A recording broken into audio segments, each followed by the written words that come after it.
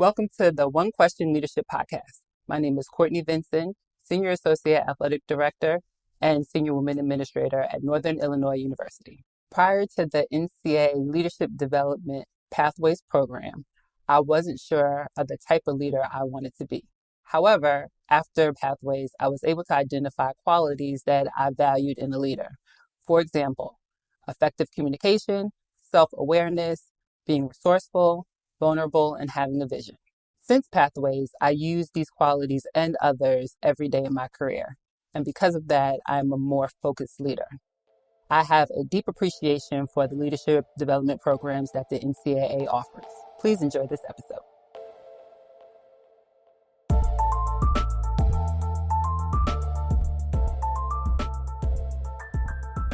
Greetings, this is Ty Brown, and welcome to the One Question Leadership Podcast, where we highlight executive and organizational leadership. Be sure to follow us on Twitter and Instagram at 1Q Leadership.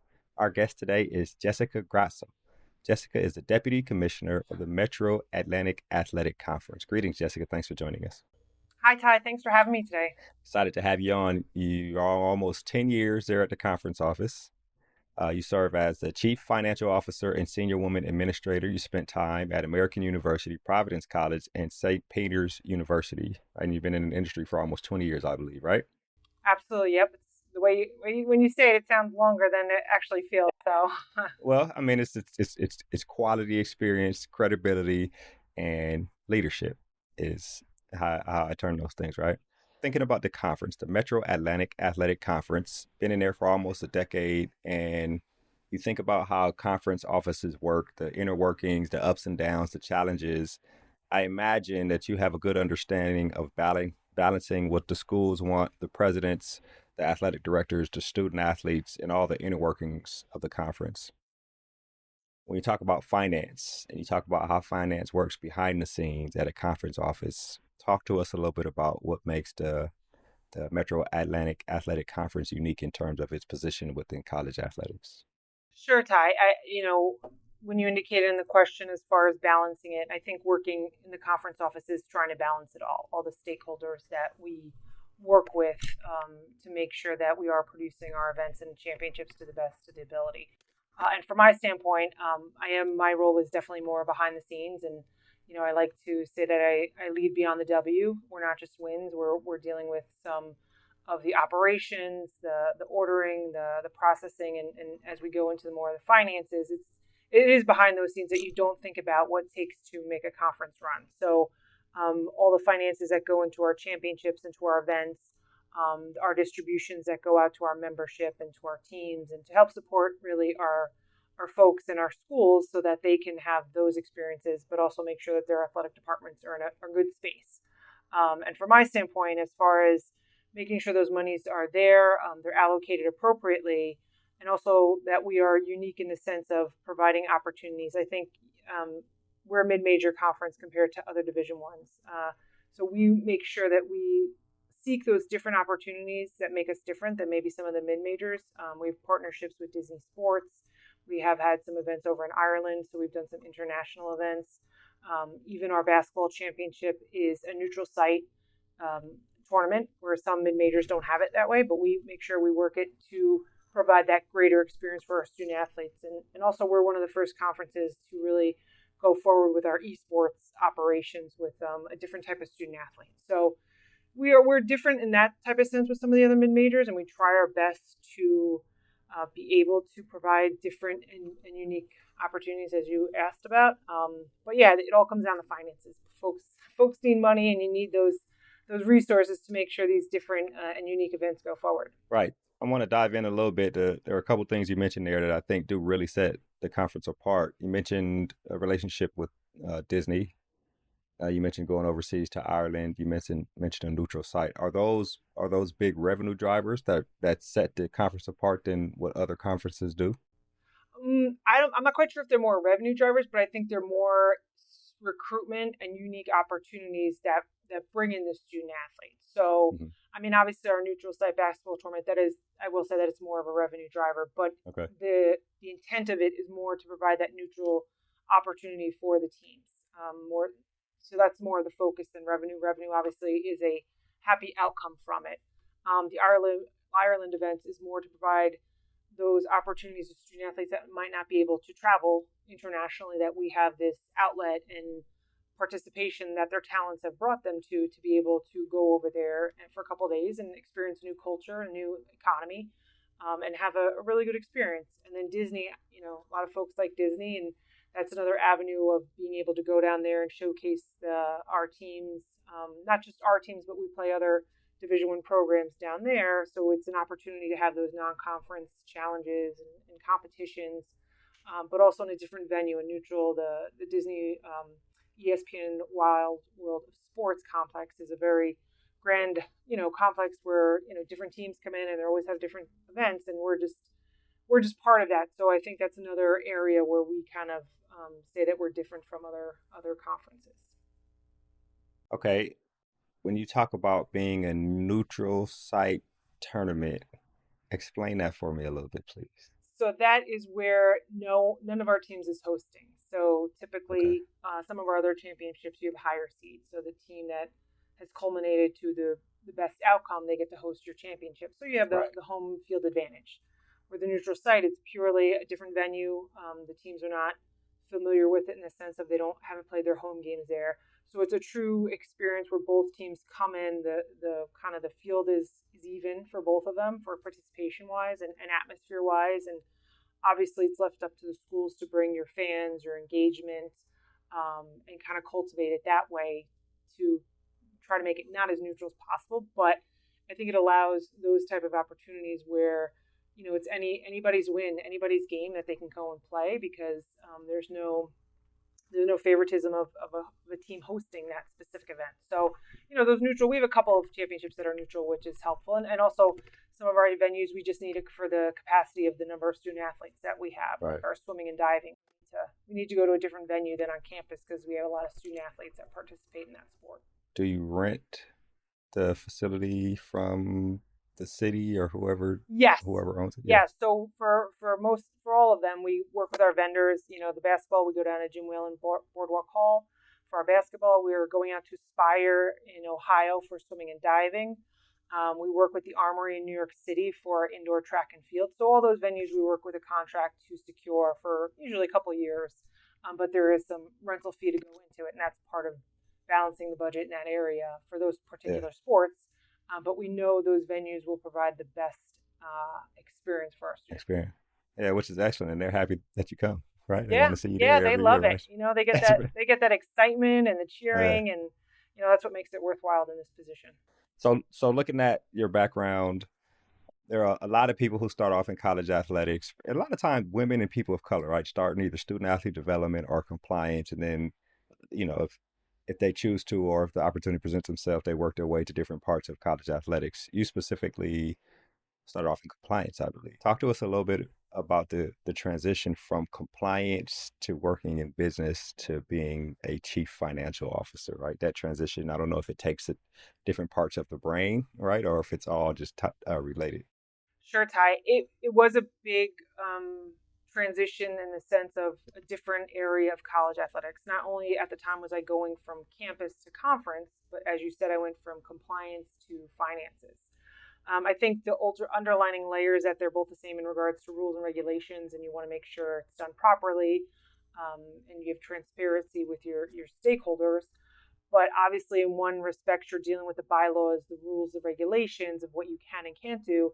And on the other end, you're dealing with dollars that make the ship go, shall we say. So It was a unique opportunity. At the time I was hired by Rich Enzer, the commissioner of the MAC then. He's recently retired, but he gave me the opportunity to transition in this new role to a new leadership role. He needed someone he could trust, smart, would be able to pick up on some things. And I do have a degree in business, so it wasn't far-fetched. It wasn't the world of college athletic administration that I was used to. I was dealing with the compliance and everything. But transitioning to finance, that's where you really learn, and more so in the conference, the underlining of what it takes to run these different events, the officials, as we talked about, the rentals, the marketing, the signage, the sponsorship, everything that really goes into it came through this position and elevated. So it was a transition in a good way. I'm the type of individual that wants to keep growing and learning.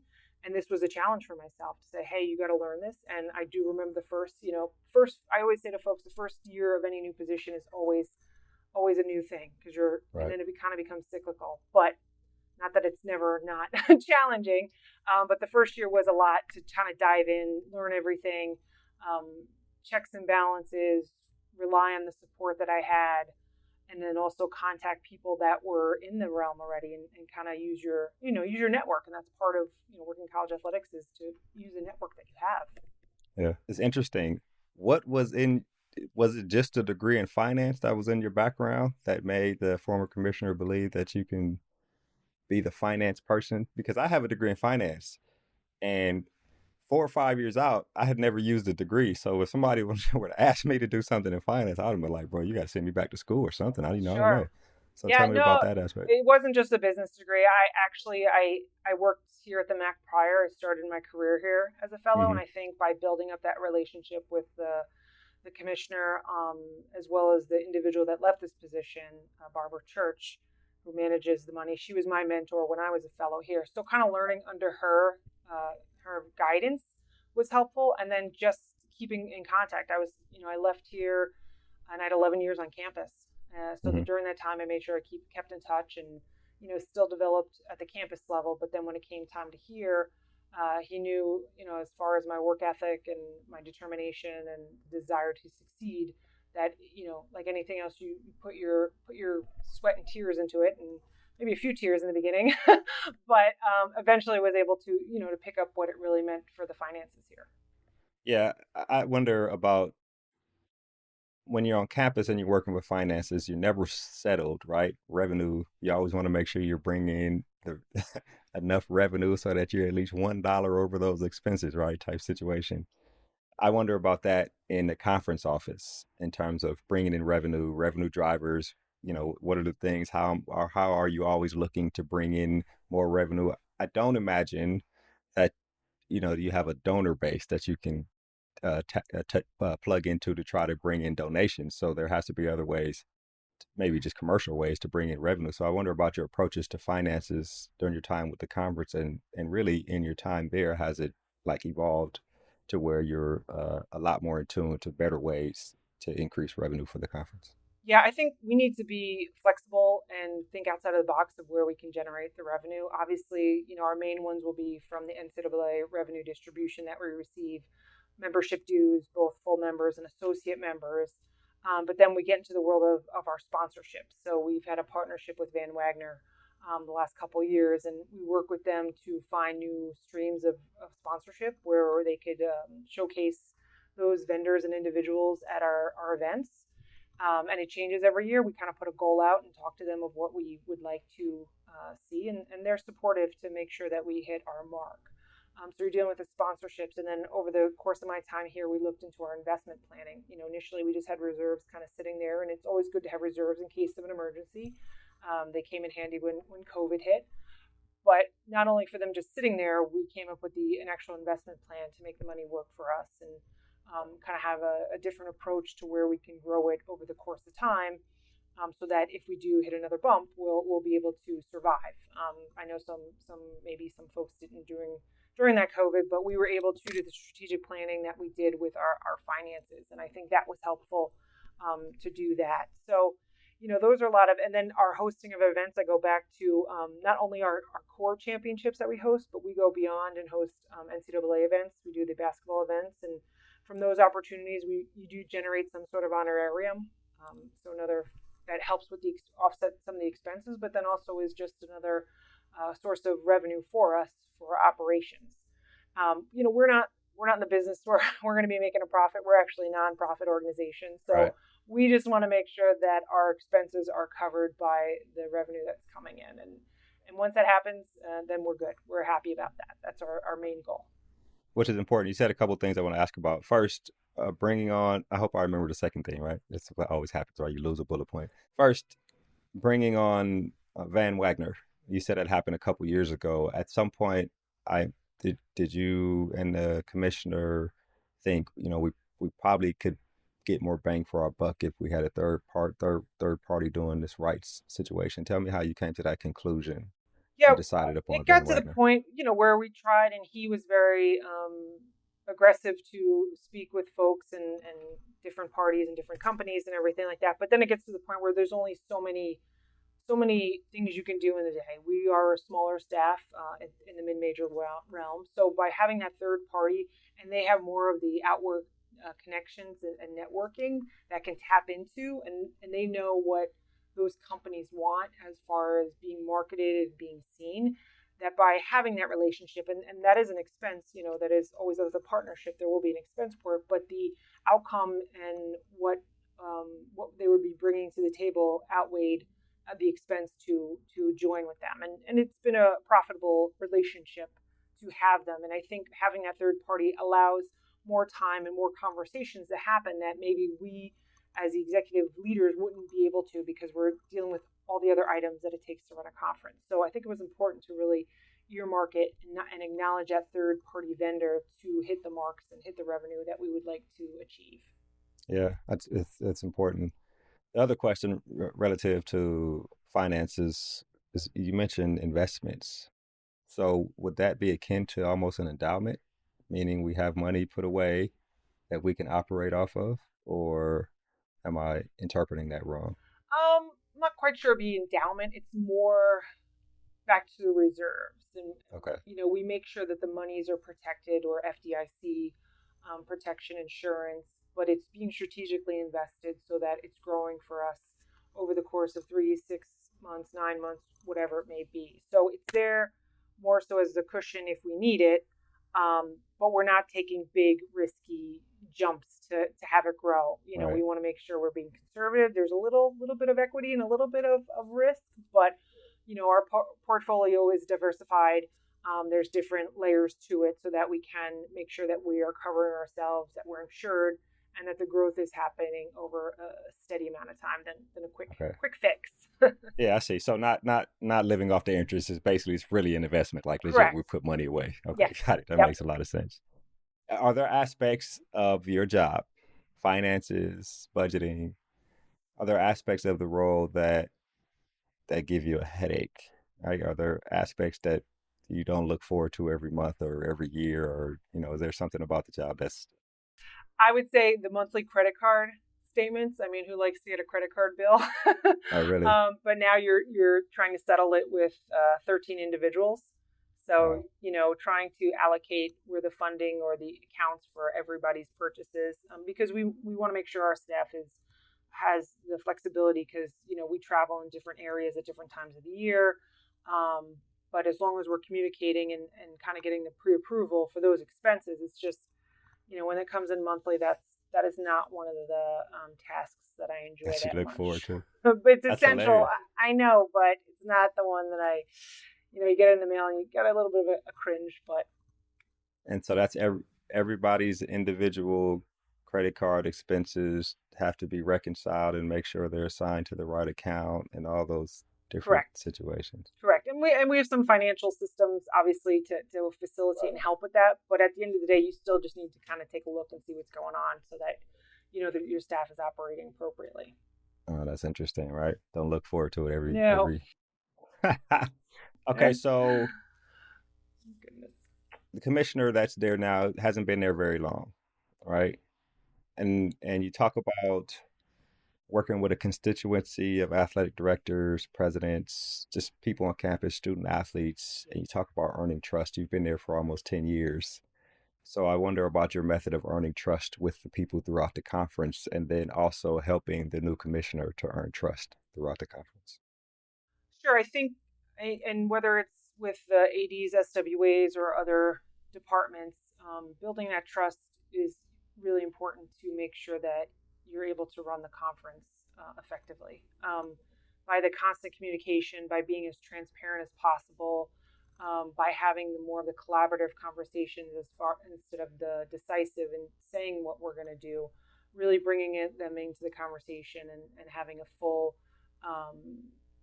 conversation that everybody can express ideas and thoughts, and that's helpful, because I might not be thinking of something that someone else is. That's a better action for the conference. So I think building that trust by having those conversations, by providing the information, also by doing what you're going to say you're going to do, I think it's helpful in building that. And having the personality with folks, the following up with communication, not lagging behind. I think those are the little steps to get back to folks and follow up. I think go huge and go a long way to build up that relationship and trust. And with our new commissioner, kind of doing the same thing. He's new to the role, supporting him getting adjusted to the new position, providing the assistance of, how can I help? Where can we, provide you the education because you're new to the organization. You're not going to know where everything is. But in time, like I said before, any new position, first year is always going to be the learning year. So whatever I can do to help him and to build that trust during that process is what will be beneficial not only for me, but for him and the rest of the membership. Yeah, those things are very important in terms of trust, and I imagine that when you build trust, it helps you out when things might get challenging and you have to make a tough decision, but people understand where it's coming Absolutely. You from. want to have a colleague you can talk to, and it's not, you can talk to each other, you can be open, you can be candid, because at the end of the day, you're both sharing the same reason why you're in these positions. And that's why we work at a conference. We both want to be in these spots, and by us working together and with the rest of the staff too, they have to be on the same page, to build this trust overall. Yeah, looking at your past, you've done a number of different programs to help your career, and I imagine help develop your leadership philosophy. I believe you've done some NCAA leadership development programs, women leaders, a number of different ones. Tell us a little bit about your experiences in those programs, and then your leadership philosophy that has developed throughout your career, but also with the help and assistance of those programs. Yeah, Ty. I mean, I think to be in this industry for that long and growing into these leadership roles, I wouldn't be in these roles without those type of programming.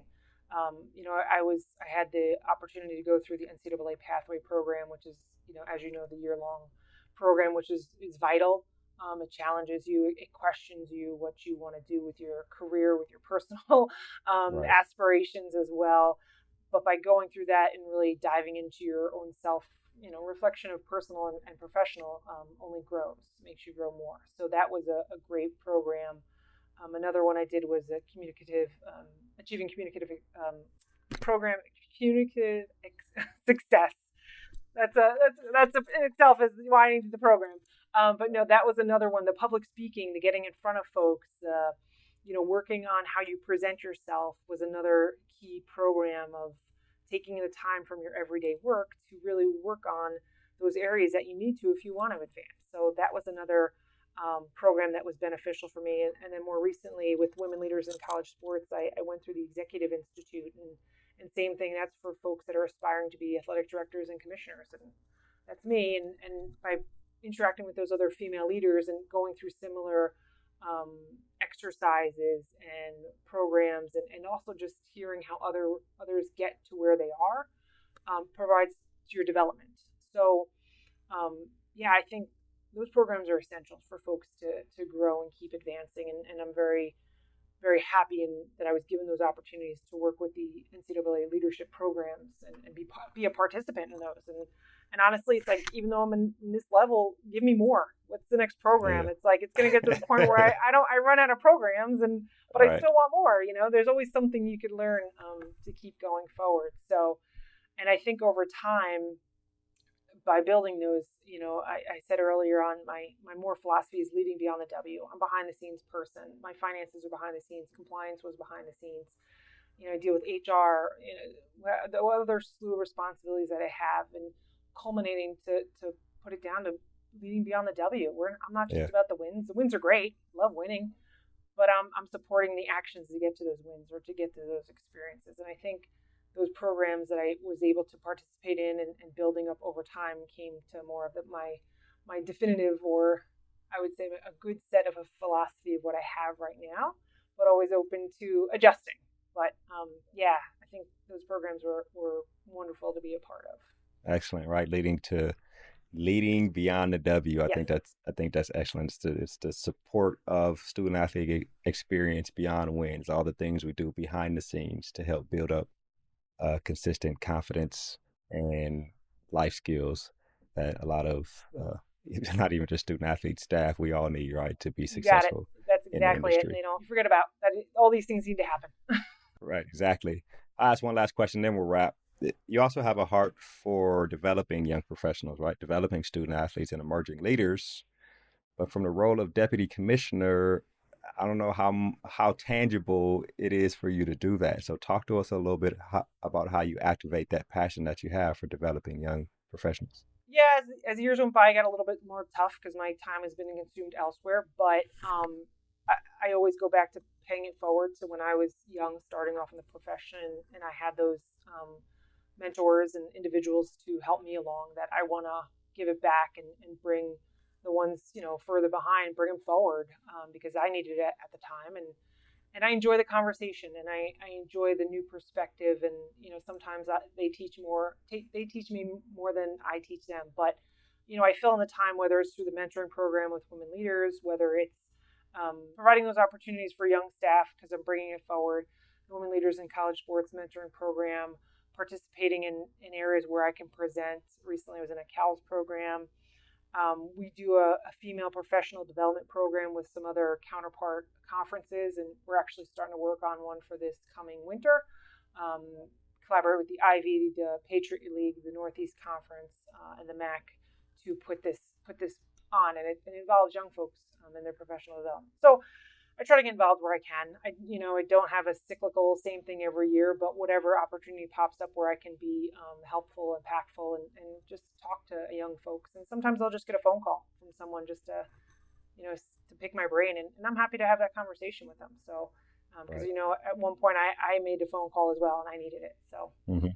And it all counts, right? It does, in terms absolutely. Of leading beyond a W. It all counts. Well, yep. Jessica, this has been an excellent conversation. I really appreciate you joining us here on the One Question Leadership Podcast. Ty, thanks for having me. I appreciate the time and the opportunity to have the conversation today, and I look forward to hearing this episode. Yes, ma'am. That was Jessica Grasso. Jessica is the Deputy Commissioner of the Metro Atlantic Athletic Conference. And of course, I am Ty Brown with one question. And keep in mind, the role of a leader is to create and maintain an environment that people want to be a part of. And as always, be better tomorrow than you are today.